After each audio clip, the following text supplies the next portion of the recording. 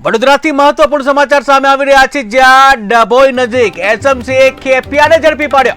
ડભોઈ નજીક એસએમસીએ ખેપિયાને ઝડપી પાડ્યો છે, ત્યારે વેગા નજીકથી પાકી બાતમીના આધારે ખેપિયાને ઝડપી પાડવામાં આવ્યો છે। ત્યારે આરોપી રજાક અબ્દુલ મંસૂરીને બીજી વખત સ્ટેટ મોનિટરિંગ સેલે ઝડપી પાડ્યો છે, જ્યાં અગાઉ 19/7/2024 ના રોજ દારૂની ખેપ મારતા ઝડપી પાડવામાં આવ્યો હતો અને કોર્ટમાં રજૂ કર્યો હતો।